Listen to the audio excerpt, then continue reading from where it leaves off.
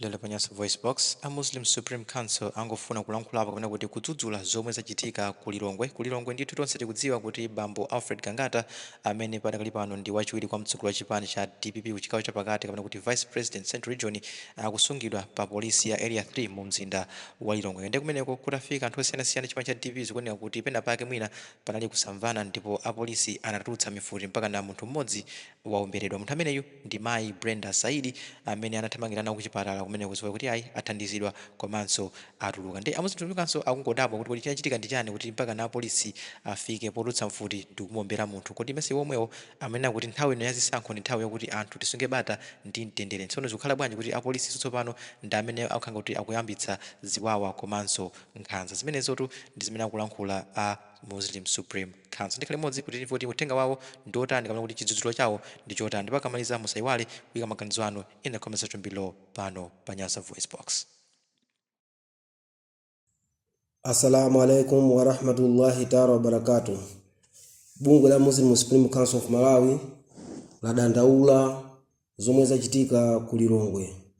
Kumva kuti apolisi awombera mzimayi amene anali ku polisiko yemwe amafuna kuti akaone ndi kupereka mafuno abwino kwa mtsogoleri wawo wa chipani cha DPP boma la Lilongwe chigawo chapakati.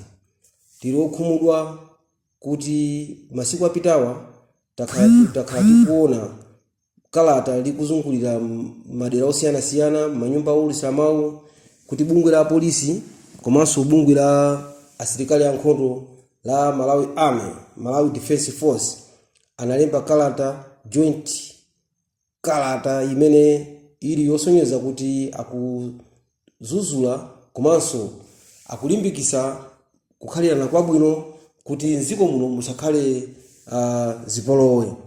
Koma apa tikudabwa ndi kudandaula kuti omwe alemba kalatawo amozi mwa anthu alemba kalatawo lero akukapanga zinthu zomwe zili zobweretsa mavuto nziko. Ndiyete afunse awo asilikali a Malawi Army Defense Force kuti kodi muchikalata chimene analemba chophatikizana ndi apolisi akuwaona anzawo zimene akupanga pamaso kumayankhula za mtundu wina kumbali kumapanga za mtundu wina. Amalawi tikhale ndithu osamalisa pa kachitidwe ka zinthu zimene tikupanga muno m'dziko la Malawi.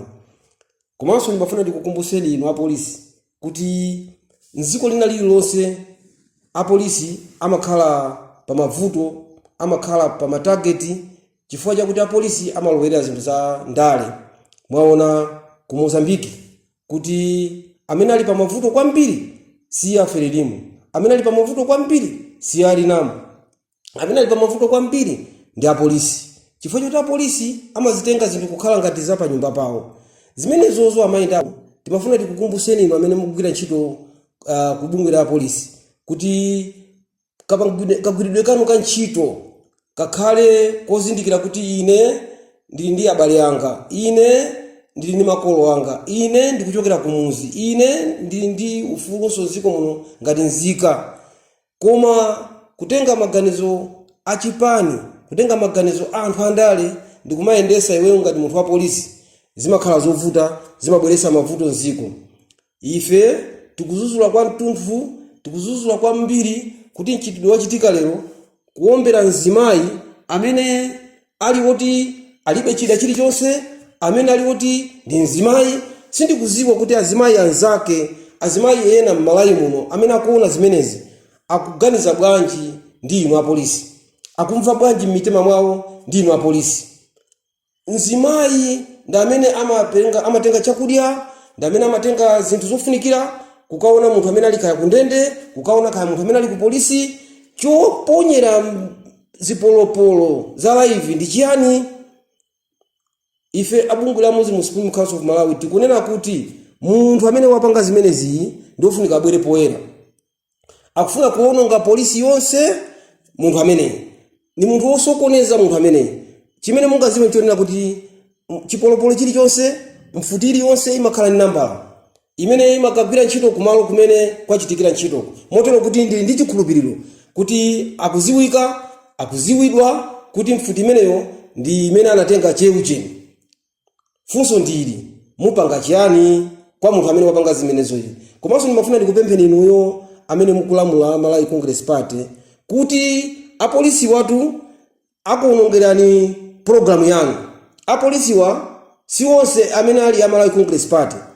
Apolisiwa muli anthu ena amene ali kuti mwinaso sakufunira zabwino Malawi Congress Party. Chifukwa sizikatheke anthu kubwera kukaona munthu ku polisi ndikukagwisa ntchito live. Kumeneko ndiye kulakwa. Ndizija tikumakhala ife tikumadandaula nkhani ya kuma Palestine kuti chifukwa chani Maisraeli akuombera azimayi amene alibe zida, akuombera ana amene alibe zida, akuombera makolo okalamba amene alibe zida. Nzimayi wala kwanji? Nzimayi wala kwanji? Tikuzuzula kwa mtunthu, ndipo nkhani imene ndiofunika kuti inuyo a president nkhani imulowerere. Chifukwa nkhani iyi ikuononga hivi ni chipani cha Malawi Congress Party. Chifukwa hivi ni anthu amene ananyamula zida zazikwanje aja. Bwanji apolisi analipompa ndi mfuti osaombera anthu amene aja chifukwa chani. Kukaombera anthu amene alibe zida, kukaombera anthu amene ali ofoka, amene ali oti ndi azimayi. Nchifukwa chake anthu ambiri akumakhala okhumudwa nalo boma limeneli chifukwa chakuti sili kusata maufulu, chifukwa chakuti sili kufuna anthu kuti akhale ndi ufulu wakulankhula, anthu akhale ndi ufulu wa mayendedwe. Pomaliza tikufunirani mafuno abwino nonse a Malawi kuti Mulungu akhale nanu. Wa hadha, assalamu alaikum wa rahmatullahi ta'ala wa barakatuh.